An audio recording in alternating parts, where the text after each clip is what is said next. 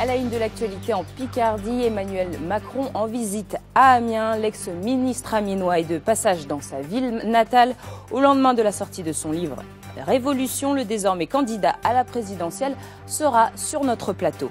Emmanuel Macron qui se rendra à l'association Agena en cette journée de lutte contre la violence faite aux femmes, un lieu où les victimes participent à des ateliers de peinture, moyens d'évasion, mais aussi de réinsertion, vous le verrez. C'est à Amiens qu'il avait lancé son mouvement En Marche. Aujourd'hui, Emmanuel Macron, ancien ministre de l'économie et désormais candidat à l'élection présidentielle, s'est arrêté sur notre plateau. Bonjour, vous serez en dédicace cet après-midi pour votre livre Révolution qui vient de sortir. C'est une manière de tester votre popularité auprès des Amiénois ? C'est une manière, et bonjour à vous et bonjour à toutes et tous, c'est une manière de revenir sur des terres qui me sont chères. Et en effet, de pouvoir aussi partager avec les futurs lecteurs et lectrices ce texte de conviction et ce projet pour la France que j'ai en effet sorti hier en librairie. Alors justement, nous sommes allés interroger des Amiénois ce matin devant votre ancien lycée de la Providence pour connaître un petit peu leurs sentiments. Écoutez. Est-ce qu'Emmanuel Macron, pour vous, justement, il est vraiment identifié comme amiénois ? Non, je l'ai découvert parce que suite aux médias justement, peut-être que ça va faire un petit plus par rapport à la ville, peut-être qu'il va nous apporter plus de choses, comme Jean-Pierre Pernaut par exemple. Il a quand même eu le courage de créer son propre parti parce que je pense aussi que c'était par rapport à la gauche qui est mal positionnée par rapport à la France. Et moi je trouve qu'il a le charisme pour être le président. Il est plein aux as et je pense qu'on n'a pas les mêmes aspirations ni les mêmes préoccupations. Et il est banquier de profession, enfin, il n'est pas exactement proche du peuple. C'est pas la plus grande ville de France non plus, donc savoir qu'il était dans un lycée comme celui-là, c'est quand même assez impressionnant. Si tu avais une question à poser à Emmanuel Macron ? Comment il a eu envie de se lancer dans une carrière politique ? Pourquoi il a voulu se présenter au présidentiel ? Alors Emmanuel Macron, pourquoi avez-vous décidé de vous présenter aux élections présidentielles ? Et d'abord, ce portrait de vous qui est fait par les Amiénois, il vous convient ? Il est là, donc il ne va pas me convenir. Je n'ai pas décidé de faire une carrière politique et je ne suis pas non plus plein aux as. Comme dit très joliment la dame qui a été interviewée, pas plus que je ne suis banquier. Vous avez été banquier ? Non, mais j'ai été banquier. Mais ce n'est pas un état qui dure toute la vie. J'étais très fier et très heureux pendant 4 ans de ma vie de faire banquier, d'affaires et d'être dans ce métier. Mais avant, j'ai été fonctionnaire. Avant, j'ai fait de la philosophie. Et après, je suis redevenu fonctionnaire. Et aujourd'hui, je fais de la politique. Bon, donc c'est important de dire ça parce qu'on réduit trop souvent les gens à un état. Moi, je suis parti d'Amiens à 16 ans. J'ai poursuivi mes études. J'ai beaucoup appris ici et j'y ai encore une partie de ma famille. Et c'est progressivement que la chose publique s'impose à vous. Moi, j'ai toujours été passionné de politique, passionné par mon pays. Et j'ai de plus en plus réfléchi, appris, travaillé sur ce qui fait les enjeux de notre pays. Je me suis engagé en 2012. J'ai quitté en 2014 les responsabilités qui étaient les miennes. Et en tant que ministre, lorsque j'ai été nommé dans ces fonctions, j'ai vu les limites du système politique dans lequel nous vivons. Or, je crois que nous devons aujourd'hui réagir beaucoup plus vite. La France doit se transformer en profondeur, bien plus radicalement qu'elle ne le fait depuis plusieurs décennies. Et c'est ça qui m'a conduit à la fois à prendre mes responsabilités sur le plan personnel, mais à être convaincu également que pour notre pays, nous devions changer les choses bien plus radicalement pour être à la fois plus efficace, mais aussi plus juste. Parce qu'on n'est jamais juste en disant qu'on va protéger les gens sans produire. Notre territoire à Amiens le sait bien, quand il y a de la désindustrialisation, on ne protège plus. Quand on a dit que vous seriez sur notre plateau, des internautes ont réagi sur les réseaux sociaux, notamment des usagers mécontents de la SNCF. Le transport, c'est vraiment quelque chose d'important ici. Vous êtes conscient que ça peut être un handicap pour la région, que ça peut être un handicap pour les travailleurs qui n'ont pas suffisamment de train. Vous avez lancé la loi Macron avec la libéralisation des bus, justement. Est-ce que vous êtes conscient aujourd'hui qu'il y a toujours un problème de transport ? D'abord, la libéralisation des autocars, l'ouverture de ce secteur est très important pour tous nos territoires, y compris pour celui d'Amiens.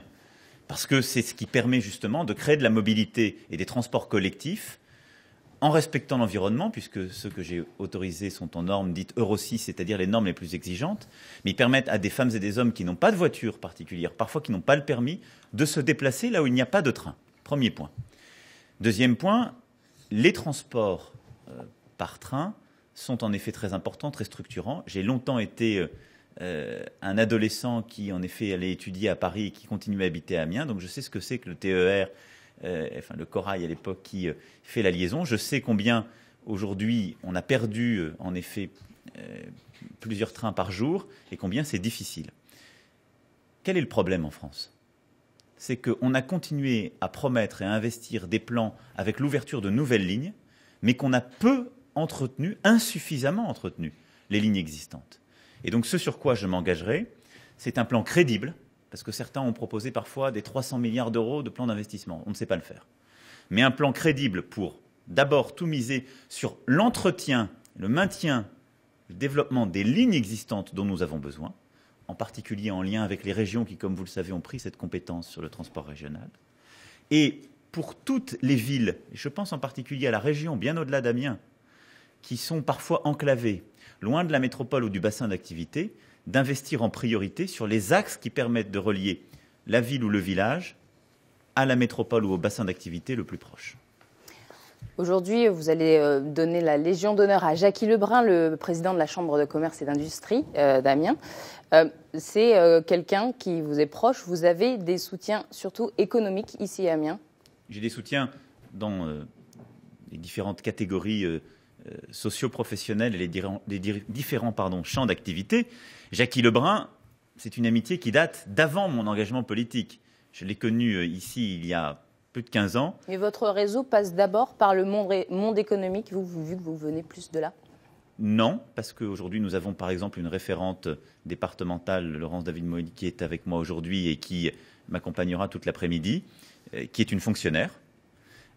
Elle a dans les quelques milliers de personnes qui sont engagées dans le département des femmes et des hommes qui sont dans le monde économique, mais également dans le monde associatif, dans le monde éducatif. Donc il y a une grande variété, des retraités également qui s'engagent en politique, des jeunes qui sont encore étudiants. J'ai regardé les adhérents qui étaient les nôtres ici dans la région et le département en particulier. Ils sont de tous les âges et de toutes les catégories. Et c'est d'ailleurs ce que je veux pour le mouvement En Marche. Le renouvellement de la vie politique passera par là. Ça ne peut pas être en s'appuyant uniquement sur une partie de notre économie ou une partie de notre société. Et c'est aussi en faisant émerger de nouveaux visages, de nouveaux talents, des femmes et des hommes qui ne sont pas engagés. En Picardie, on a 44% des gens votent le Front National. Comment vous allez convaincre ces électeurs? En allant sur tous les terrains, pas en faisant des promesses inconsidérées. Moi, je n'ai pas de leçon de morale à donner à nos concitoyens qui votent pour le Front National. Je me bats contre le parti Front National. Mais pourquoi nos concitoyens vont-ils vers ce parti? Parce qu'ils ne croient plus dans la politique et qu'ils trouvent qu'elle ne répond plus à leurs préoccupations.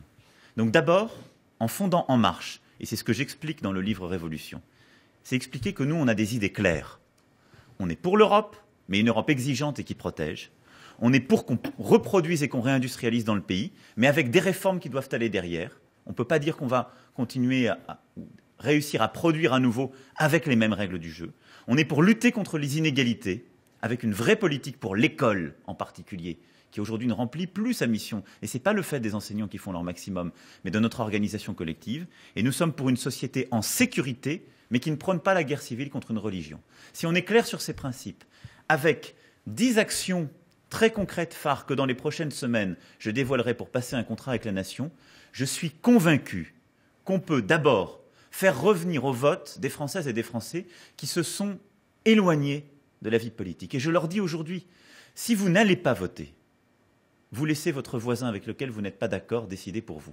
Et ensuite, c'est ce qui permettra à des femmes et des hommes qui ne se retrouvent plus dans les faux débats qu'il y a ou à droite ou à gauche, et qui vont vers le Front National pour retrouver une offre politique cohérente. Ce sera le mot de la fin, Monsieur Macron. Merci d'avoir été notre invité ce midi. Le sujet qui suit va vous intéresser puisque cet après-midi, vous irez à l'association Agena à l'occasion de la Journée mondiale de lutte contre la violence faite aux femmes. Cette association aide les victimes et pour leur permettre d'oublier un petit peu le quotidien, elle propose des ateliers de peinture, une sorte de parenthèse dans un quotidien mouvementé.